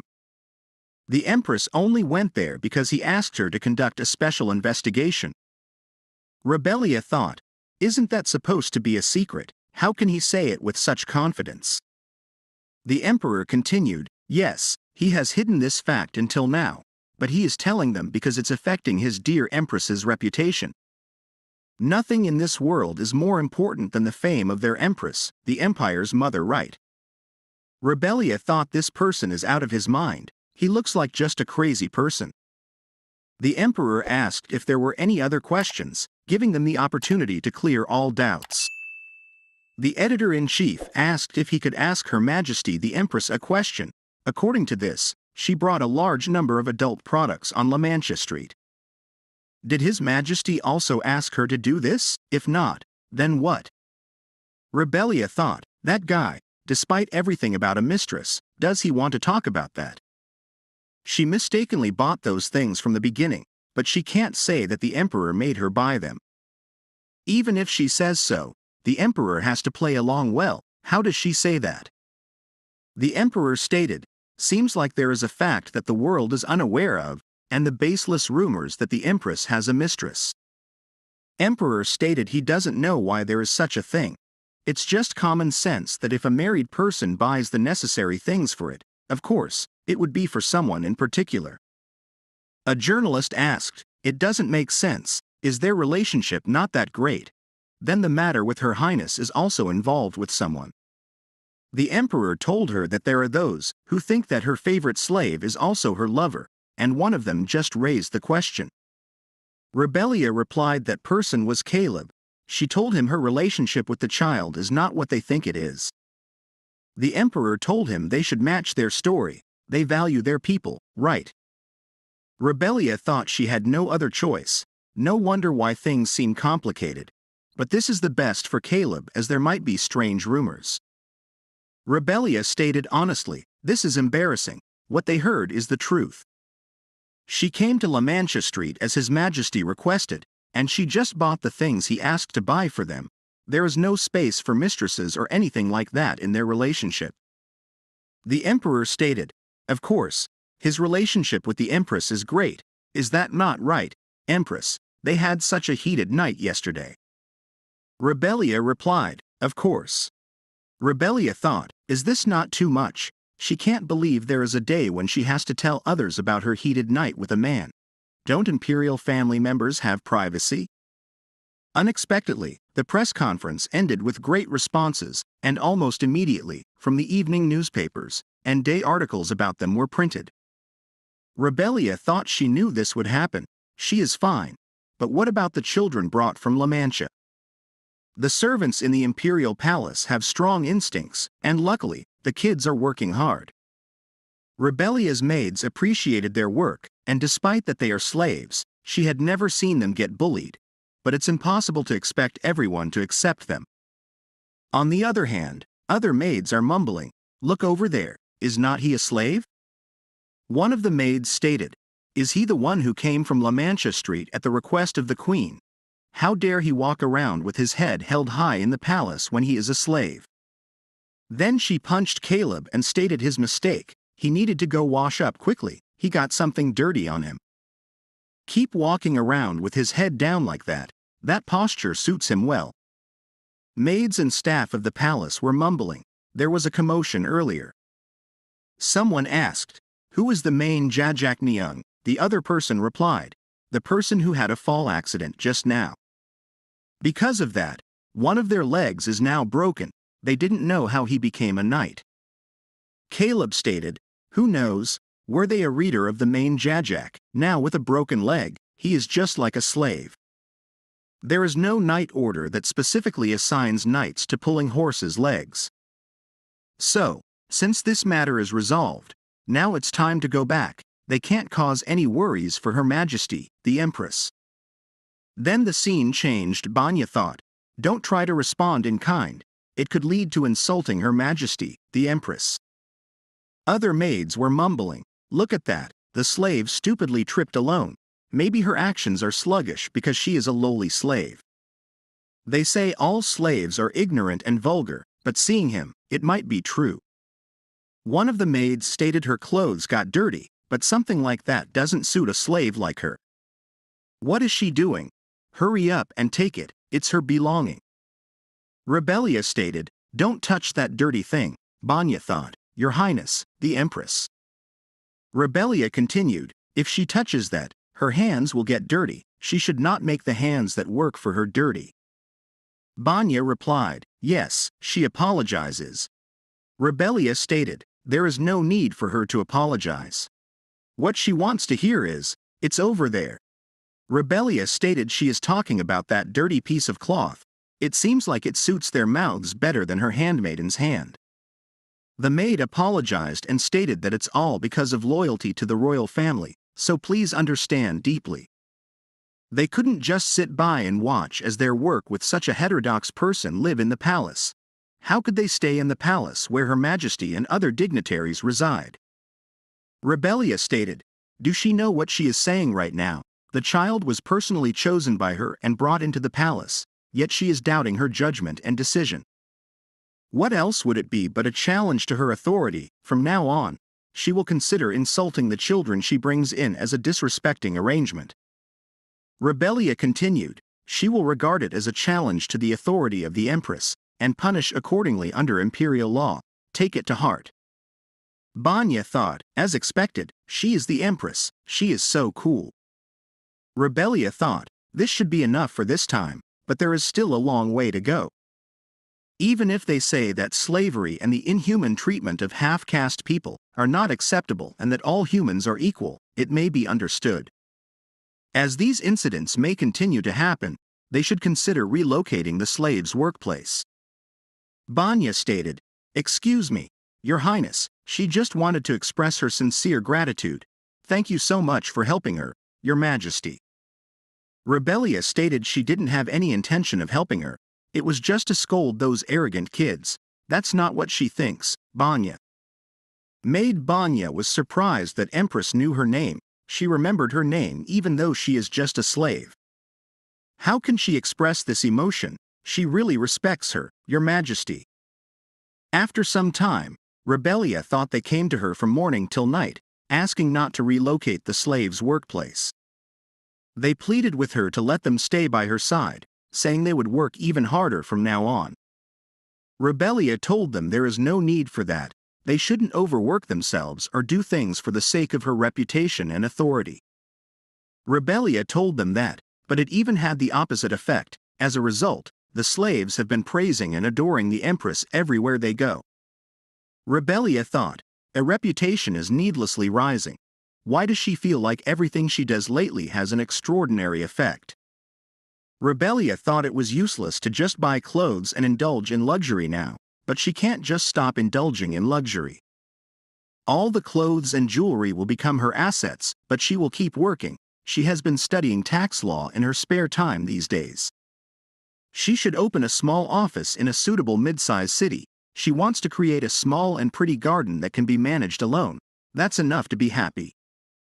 Suddenly, the emperor arrived and stated he had been intentionally visiting around the Wangbi palace and garden these days.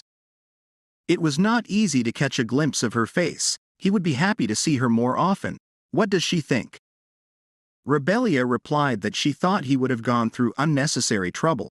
Since they are not on such familiar terms, please tell her the reason for coming here in person. The emperor stated, today is Friday night dinner party. He hopes she can definitely attend. Rebellia replied that she didn't like it. The emperor stated, he also thought that if he were you, he would most likely answer that. But probably he hopes she know it's been a week since the last press conference. Certainly, public opinion is suspicious of the hot relationship between him and her. That's natural because they have not spoken to each other in a week. Rebellia asked if he came here to threaten her. Maybe there will be rumors that she has a lover hiding among the slaves she brings back. The emperor stated, threaten? How can that happen? He is just worried because she seemed to be very kind and respectful of those slaves. Is this really okay? Rumors like that would become quite a barrier to the slaves' future days. She just need to join the party and shine there. We will take care of the rest on our own. Show them that no one can doubt our relationship any longer. Rebellia replied, okay, she will do it. However, her participation in that troublesome party, please think this will be the last time. The emperor replied, that's a wise judgment indeed. Rebellia thought it felt like being swept away by this person's will, but she didn't want the future days of people like Caleb and Banya to be blocked by her. It's not a terrible thing after all.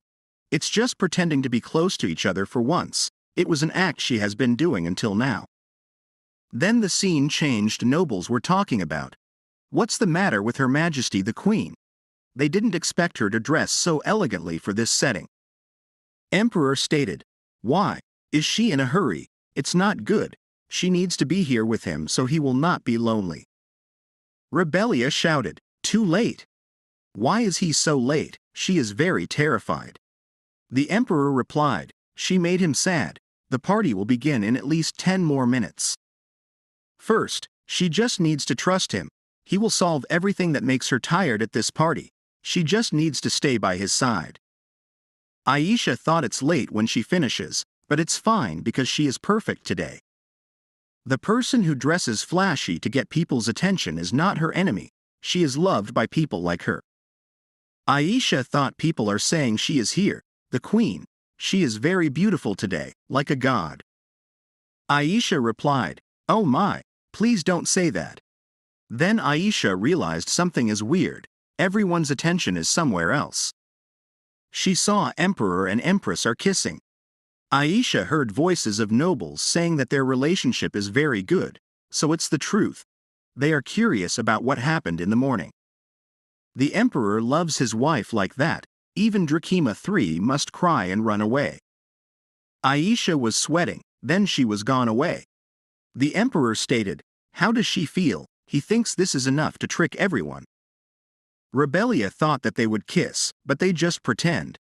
Emperor stated it's a bit too much, but he is sure it works. Look around, all believe it. Rebellia replied, that is true, so she is looking forward to tomorrow's newspaper. On the other hand, Aisha shouted, why did she break it? This is what she likes. No, she just broke it. She can't do that, but that isn't cute anymore. It's very weird. Alexander, that person, it should have been her. This is the fate of this story. In this story, the emperor has to choose her, a lovely girl like her, but somehow, how did he go against his destiny and choose that girl? Now she doesn't care about anything. She has to get rid of her. This is not cruel. This is power. That's what the royal palace is like. If she wants to be the head of the empire, if she wants to have that power in her hand, she has to do this. It's all because of her. In order to reverse the predestined fate, she must have done a lot of terrible things, so this is nothing. She is doing these things to go against that false argument and to show off the name of a saint. If so, then Alexander will also follow the fate in the original and love her. If she wants to get back what she has been robbed of, this is why he is here, she has to be determined. After some time, the noble ladies stated they heard the queen's palace is finished. The other one replied, "Yes, His Majesty has decorated the housewares to celebrate the completion of the palace." It is said that the queen is not satisfied, she is not sure if it's true. The queen said she doesn't like those gifts right in front of His Majesty. The queen led nearly 30 slaves to the palace. If a noble did that, he wouldn't be able to raise his head, and yet the queen did it, Aisha stated. Don't exaggerate like that. Perhaps the queen has her own reasons. The noble lady stated, "Why does she have to speak up for the girl who is her love rival like that? Is not it that right, Duke Schwarzkopf?" He has not said a word since then. Duke stated he is just listening. The noble lady stated Duke owes His Royal Highness a great favor, and yet he is not angry at the queen's misdeed. Duke replied, "Is she telling him to say bad things about the queen? He has to go first." Duke stated he thinks if he was still here, there would be nothing funny. Also, His Highness the Royal Consort, he tells her this with allegiance from the bottom of his heart. In the Eastern folk song, there is a sentence like this: "A man is known by the company he keeps." The point of this sentence is that if they try to get along with bad people, everything they hear and see is just wrong. In the end, they will see and learn from those wrong things. Aisha replied she will always be grateful to him for his kind words. After the Duke, Aisha thought, Duke Schwarzkopf, he is just a quiet, obstinate person, but she didn't expect it to be this far. Anyway, it's best to let him be stubborn and tame it to some extent, she can use him later. Maids came and stated, "Her Royal Highness, Queen, please wake up." Rebellia replied, "Just 5 minutes." Maids told her, "Now is not the time to sleep. Please hurry up and read the newspaper." Rebellia asked, "How is her voice? Did they cry?" Maids replied, "They are not allowed to cry during working hours." Rebellia responded, "They are not machines. How can they not cry during working hours?" Rebellia read the newspaper, in which articles criticized the act of bringing 30 heretic slaves into the queen's palace, portraying it as an act of contempt for the former empress. The maid told her that articles like this are not just a few, they have checked and found 7 articles with similar content. His Majesty was only indignant at the slaves' mistreatment, so he brought them back. Rebellia thought these kids are not being honest with her. If that's the case, she will probably be happy with this criticism, but for those who love her, it will most likely be hard to bear. Rebellia stated that she has told them she caused these things to facilitate divorce, so they don't need to worry and be sad because of articles that criticize her. She feels very happy because she is about to reach her goal. The maid stated, "But she is a great person, they all hope she is happy." Rebellia thought, come to think of it, she has never been this worried before, because her family in her previous life was not as good as a stranger, and her lover or friend is not also. So this is what it feels like. The feelings of being loved by people she only met in novels, but she can't say those things to them. Rebellia stated she can't become happy when she is with His Majesty, the Emperor. The maid asked why. Rebellia replied, "Because he doesn't love her, he only cares about the royal consort and only loves the royal consort. It won't change, now it's only temporary." Rebellia thought because in the end, the main characters of the story are those 2 people. The maid spoke, "Your Majesty, she has a wish. Suppose His Majesty the Emperor confirms that he will love only Your Majesty in the future. Then please take back your decision to want a divorce." Rebellia replied, "All right, she promises." Rebellia thought they always found Rebellia loves to that extent, so of course, they think so. If it's for the sincere children, she promises it's fine. Such is the case, is it clear, Aisha? Then the scene changes. Aisha stated, "Lady Selaman, does she understand?" Lady Selamon replied, Of course, however, she does have a concern. If this spreading of rumors about the queen is discovered, will there be any great damage? Aisha stated, "Oh, Duchess, if she says that, it's like I am spreading rumors."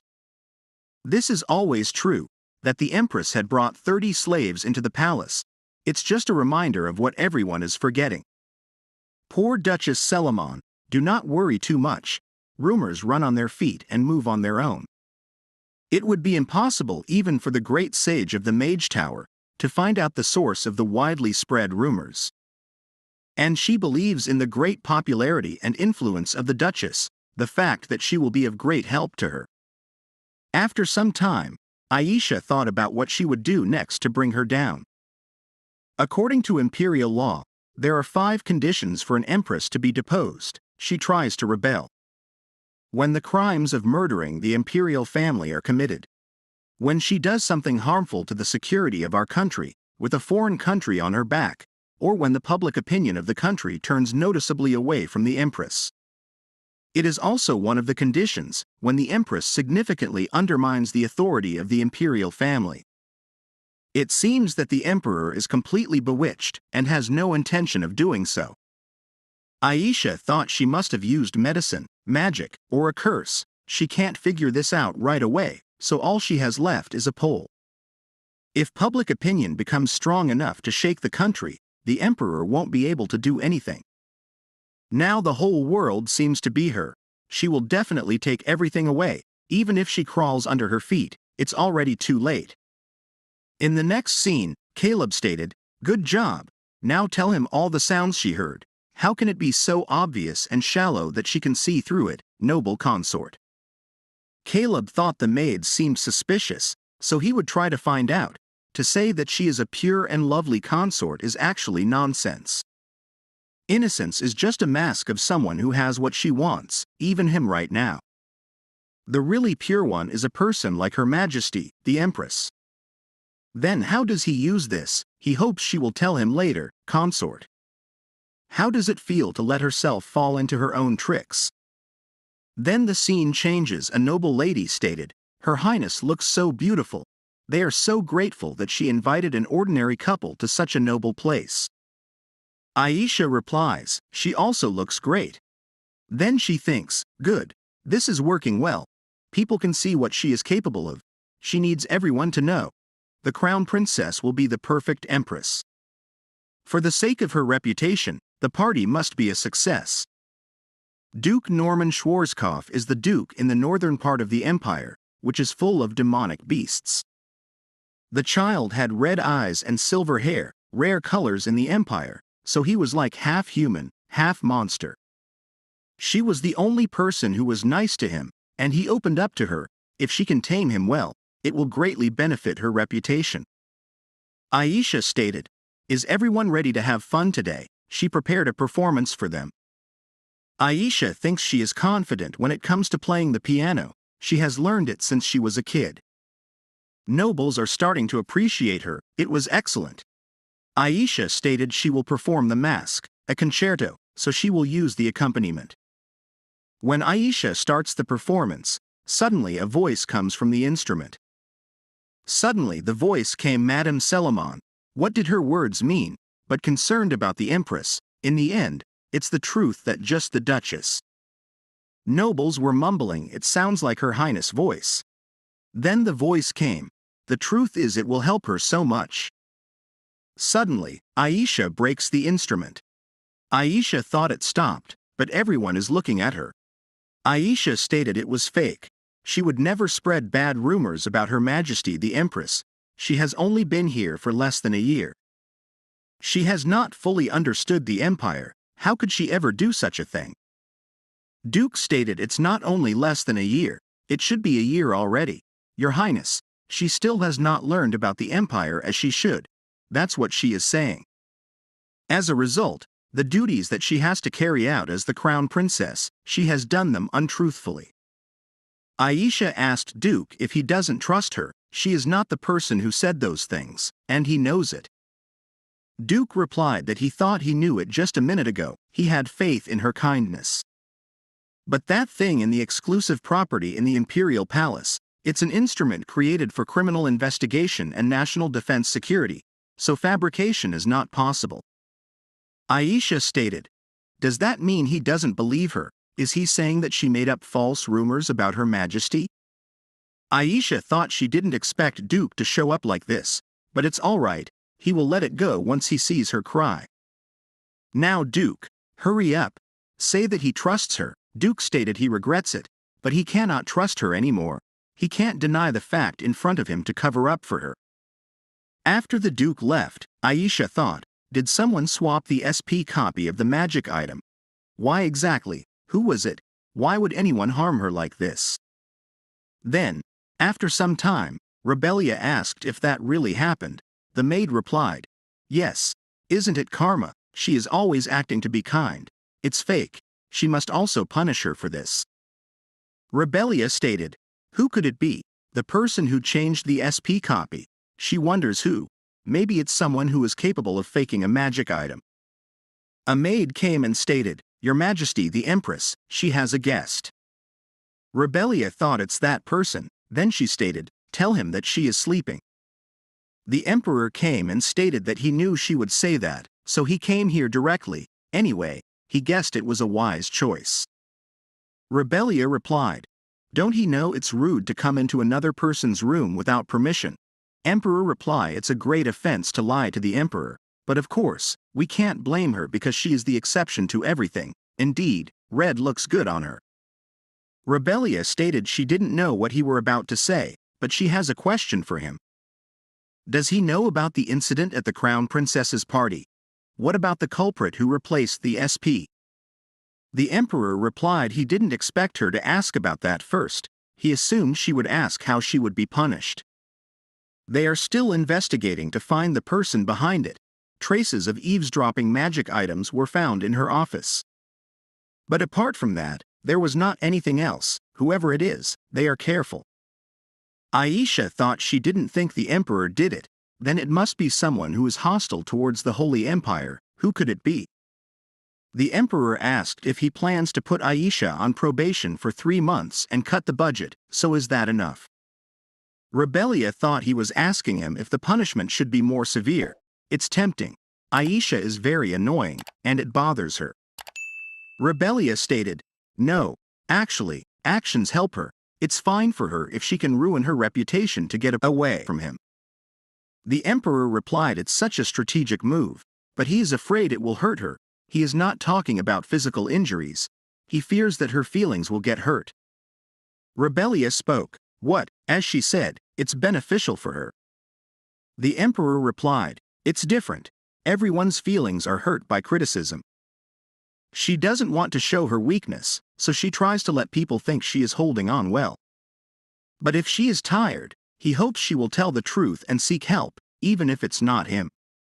Rebellia thought, why is he saying that now? She will mistake those words of concern, that she has never heard in her life with sincere feelings, although, he knows it's just a lie. Rebellia stated, Your Majesty, she didn't know he cared so much about her feelings. She wonders what kind of person would abandon her for the last 3 years.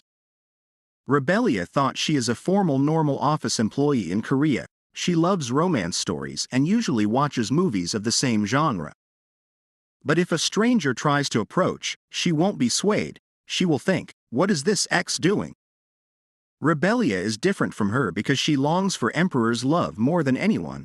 She can't understand why she loves him so much. Maybe it explains why that happened. The Emperor thought, what was he about to say? Did he want to apologize so he could escape this situation? That's not what he wants. If only she shows him the same smile she shows everyone else, then for my own benefits, he can pretend to apologize as many times as she wants, but with her. Rebellia stated, Your Majesty, she should not have said that, it's just. No, it's nothing. The Emperor thought if she is physically and mentally hurt, she would not be so willing to do things for her. That's why he is concerned. The Emperor stated he has a favor to ask. Can't she give him another chance? Just once. If he gives him another chance, he won't disappoint her. He will give her anything she wants. He will create the image of the perfect life she wants. she won't regret that she chose to be with him just for a moment. That's what he will try to do, so, as long as she doesn't leave him, he will ask again. Does she still want to leave him after hearing all of this?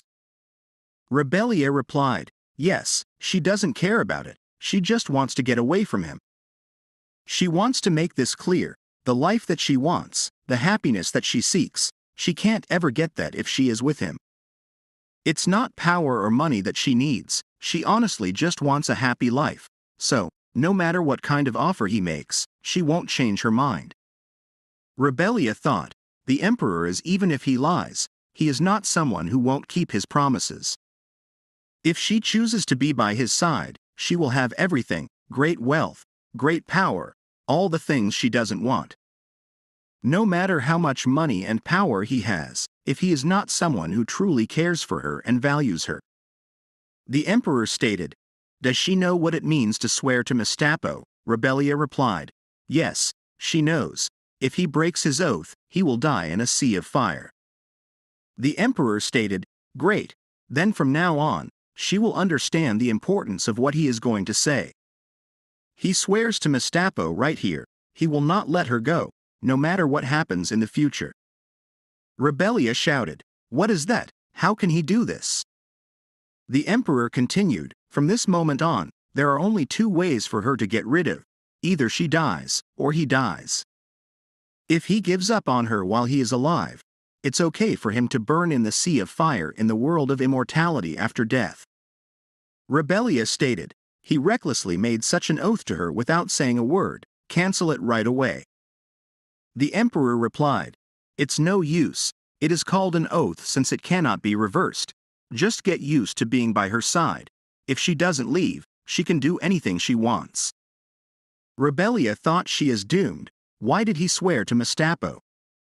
The maid told her she was wondering if the Empress was going to sponsor this month as well. Rebellia replied, okay, this time the library and the hospital, she thinks it would be good to do it at the orphanages she mentioned last time. Rebellia thought he has been sponsoring for 7 months. She thinks it's okay to use it for good things rather than simple luxury. The maid asked if anything happened between the Empress and the Emperor at that time. Rebellia replied, the truth is he swore to Mestapo, trying to force someone to stay by his side is just an obsession.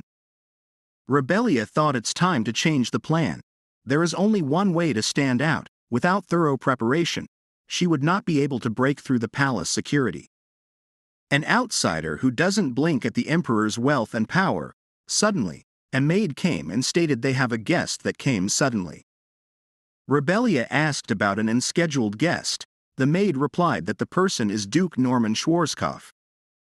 Rebellia thought in terms of importance, he is not a character greater than Caleb, the gentle guy who makes readers cry in the original novel.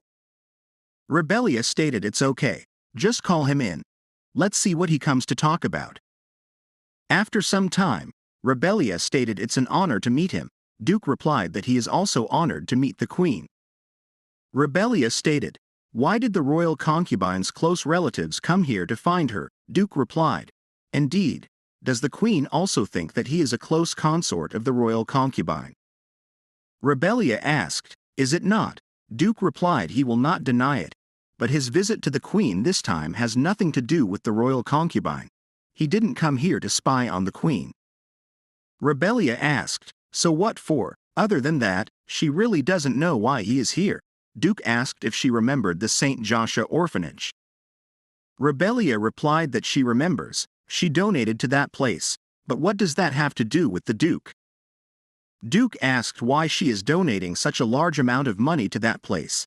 Rebellia replied whether she aids the orphanage or not has nothing to do with him. Because of that, he suddenly came here without an appointment. Can't he be aware of whose safety this place is concerned with? Duke stated shame on her. He didn't mean to say rude things, however, so many people listened to it, he can't explain, please take it back. Caleb stated no way. What purpose did he come here for? They can't leave 2 people alone here. Rebellia stated no, everyone got out a little bit. Then Rebellia stated she has asked them to leave as he wishes, please tell her the situation quickly. Duke replied, actually, He has an illegitimate child. Rebellia was shocked. Looks like she needs to mentally prepare for this. That's sure it's unintentional, isn't it? Duke replied the baby's name is Ernst. The people around seem to call the child a runt, and the child is currently living in an orphanage. Rebellia stated that he secretly investigated the person who anonymously funded the orphanage. Duke replied that's right. He thought maybe there was a conspiracy. Rebellia asked she want to know why he sent his son to the orphanage. Duke replied it was the will of the child's mother. The mother told him that, so that the child is not suppressed by the prejudice of being a monster. It would be better to leave the child and send him to the orphanage. She must have seen his appearance. That's why a half-human, half-horse monster has to live with that bad reputation for life. Once he is sure, he will pass the title of Duke on to the child. So he kept listening to the news and supporting the orphanage. However, he feels there will be limits. The more this sponsorship amount spreads, the first rumor will eventually spread. Someone will question that amount, and there will also be people who want to solve that problem. As a result, maybe the fact that Ernst is his baby will be exposed. Then another sponsor has appeared, and he will be happy. Thanks to that sponsor, even if he stops sponsoring, then his child will also be able to live in a better environment. At first, he thought this sponsor was the royal concubine. Of course, she would pity such children. But no, it's the queen. No reason to support the real queen, someone he respects. On the other hand, the emperor thought he clearly did what he wanted to do. He said what he wanted to say. He decided to go against her intentions, but how come it looks like that girl now gets away from him? The emperor thought he feels like he is sinking deeper into the mud. He is lost in emotions, annoying and weird, guilt. He is now regretting his actions. He should not have said that to her. If only he respected her as she is. If so, then now she would have smiled at him. Wake up, Alexander. She is just a greedy talent. Why did he climb to this position and forget that? Aisha came and stated she missed him, so that's why she came to find him. The emperor thought she has an intention to come here. That deliberately roundabout appearance. No way. Isn't it pretense and an effective tool? The royal concubine was just using the words of an ordinary noble, but no. What he feels is tired. The emperor asked if something is wrong. Aisha replied she got the news that from tomorrow until the next 3 months, the budget will be cut. She always follows his instructions, so please have mercy on her for once. The emperor stated if she really thinks she follows his instructions, does she remember the contract she signed? She also doesn't know how to handle matters in the palace properly. She is not familiar with the imperial culture either. The story puts her in the royal position with that saintess, as a noble and pure talent. He was hoping she would hold that position, but she can't keep it. The foolish actions she can make, he can't count. The honor of her family has been trampled by her, in the mud, and thwarted his plans and goals. So, follow his instructions or, for that matter.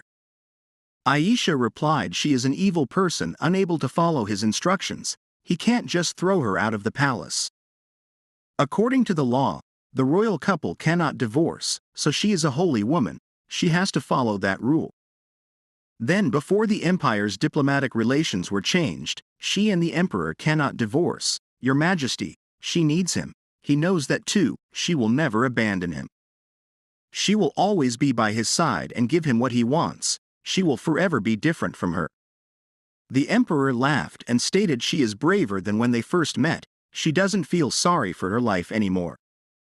Aisha suddenly couldn't move, feeling a murderous intent. The emperor stated she made a misunderstanding, different from her. She can't replace her position, no matter what she does, no matter how hard she tries, so the result is the same. Suddenly, a secretary came and asked, Your Highness, is something wrong? The emperor replied, No, it's nothing. Aisha was surprised. Then the scene changed and the secretary spoke. The queen is having a private discussion with Duke Norman Schwarzkopf. Then he heard he suddenly came over without an appointment. The emperor thought, all of a sudden, why did she do that? The closest person of the royal consort, just don't like it. The emperor asked, "Where is the queen?" The secretary replied, "The two of them are currently in the garden." Suddenly, the emperor was shocked. The duke was kissing Rebellia's hand. The emperor stated, "Did something amazing happen in front of his eyes?" Rebellia was shocked. The emperor stated, "Duke, it seems that kneeling and kissing other people's wives' hands are popular in the north these days." Duke replied, "He is just showing courtesy. It is a courtesy that the queen must, of course, accept." He didn't know he would shock his majesty like that. He heard apparently in the capital loving a married person. It's not strange at all. Rebellia thought, "What is this? Why did the emperor suddenly come to cause trouble? And the duke, is he sure he has to say that? He looks like he has a dark heart." The emperor stated, "Surely the capital culture is to have the pursuit of free communication, but that was just a covert action. Making a decent statement in front of that person, isn't it the actions of the pleasantries?" Duke replied, "With an official wife, is it normal to have another friend in the palace?" Emperor stated he also didn't know why the polite duke showed up like this. He would give him some advice. In the capital, it is better to be careful with his conduct. If it hurts the emperor's honor, then even his honor will be defiled.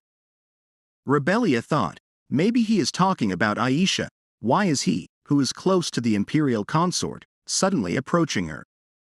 Duke stated he didn't deny his old friend, but now he is facing a sincere attitude towards the queen. He will not harm the queen. He came today without an appointment. He apologized and would contact her later, Your Majesty. Rebellia thought, even though it was so brief, that hurricane-like situation was over. The emperor seemed to have something to say, but that had nothing to do with her. On the other hand, a woman is telling her son to keep silent. Suddenly, a man stated, "Mr. Minister, he has a message from the saint." The minister replied, "Really? Please wait, he has work here first." The minister stated her husband has been helping her spy for a Holy Kingdom organization for half a year. Even so, her husband also proved that he is not intelligent. The result happened before her eyes like that. Well, now he won't waste any more time. God wants the same. Hurry to answer, lady. The lady replied, "Actually, she know her husband. He agreed with that organization, even hiding intelligence because of that." The minister asked for the current residence of the intelligence agent. The lady replied she really didn't know that. She always protested her husband's actions. Obviously, it will become a threat to the family, so she really didn't know anything. The minister stated, now the story she told him is over. All right, he will send her to God's arms. The minister thought maybe the saintess was very tired, then there is no other way but to stand up for him. She is not strong enough to deal with the immediate problem. Then the scene changed. Rebellia thought, come to think of it, the possessor of tremendous power and wealth, Death Northern Territory, is a good place to hide from the emperor. Even if she wants a divorce, as a result, she just unilaterally brought other people's situations into play. But there is no other way. She decided to think only of herself, be a selfish girl. After some time, Rebellia stated, she just called him because she needed him. Is everything he said in the last meeting true? Duke replied, yes, my queen, wear his Mustapo oath not to lie at all. Rebellia stated, so let's be honest this time. As she listened to his story, she would be very grateful if he would listen to her story. Duke replied, of course, he will. On the other hand, the emperor thought, this thing can't be cooperated. Duke said he was headed to the queen's palace. Rebellia is having a private conversation with him.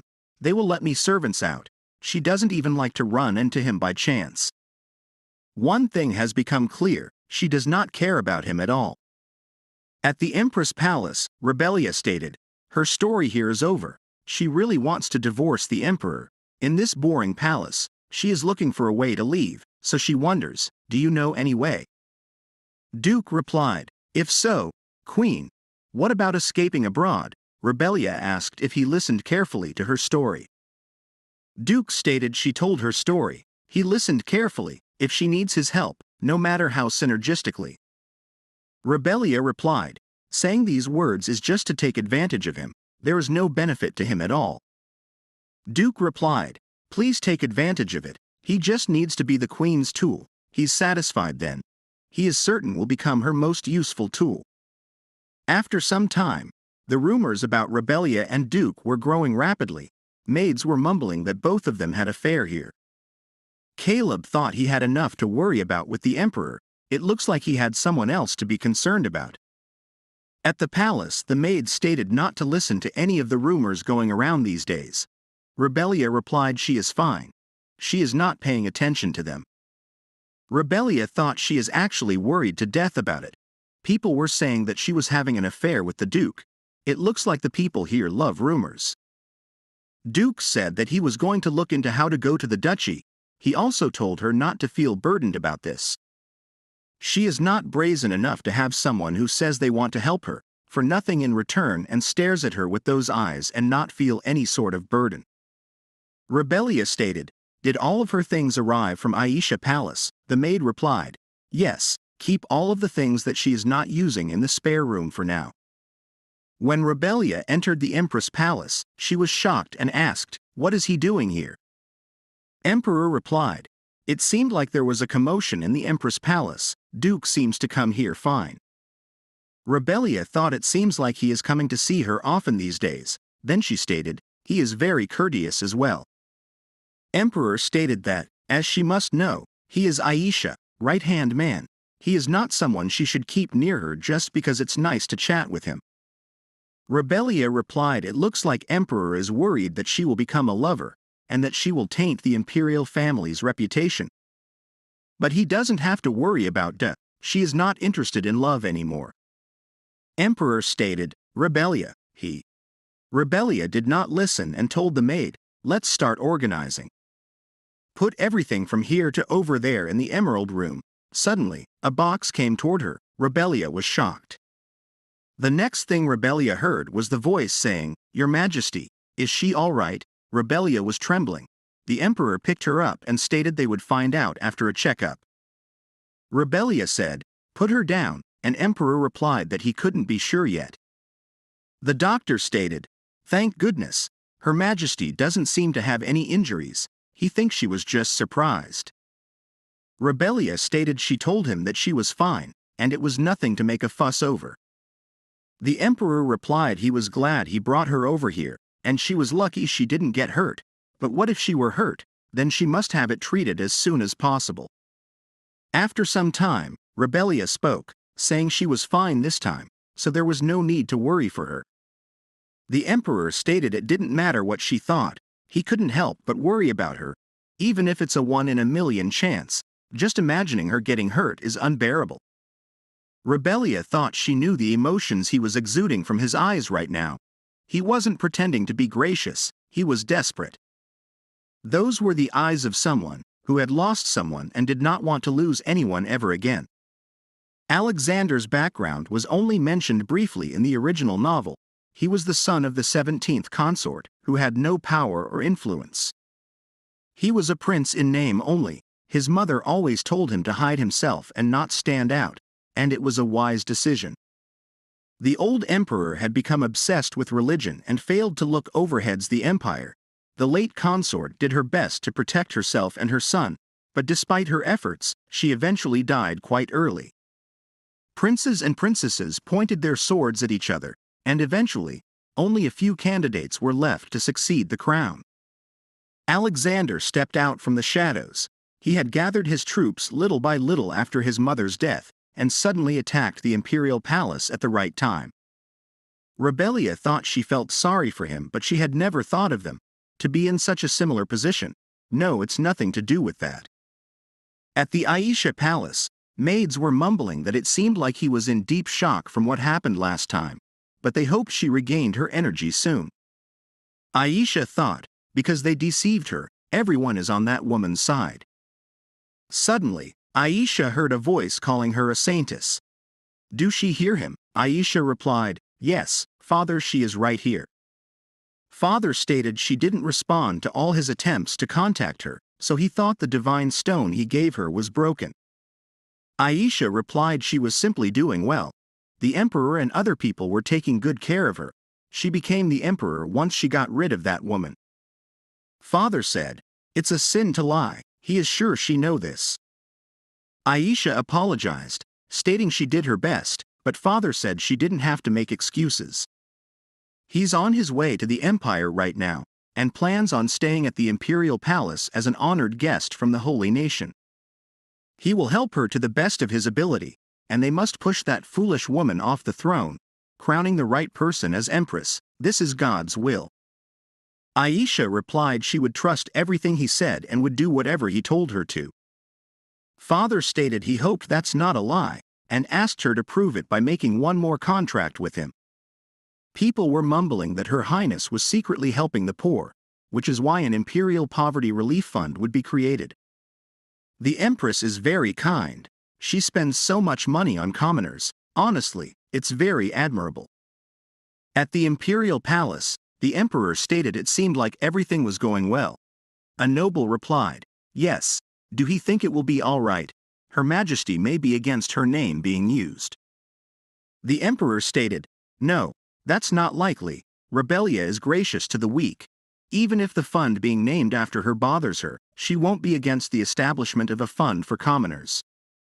The emperor thought he didn't know how it was revealed that Rebellia was helping the poor, but he must take this opportunity to increase her influence and prevent her from leaving. At the Empress Palace, a maid asked what she was going to do now regarding Duke Blanchett and the Count. Rebellia replied, "Yes, it's been so long since she last saw her family, so she want to look presentable." After some time, Duke thanked her for giving them such a warm welcome. Rebellia replied, "Not at all, Duke Blanchett, we are family."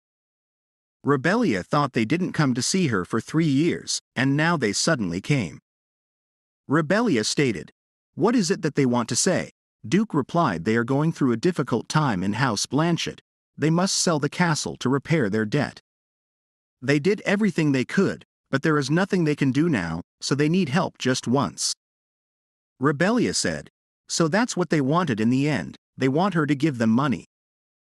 Rebellia threw tea at Duke and stated, how bold of him to say that when he sold her off. Why did he not sell their castle or land back then?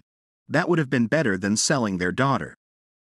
She don't care if House Blanchett declines or not, she is not their family anymore, they are strangers now.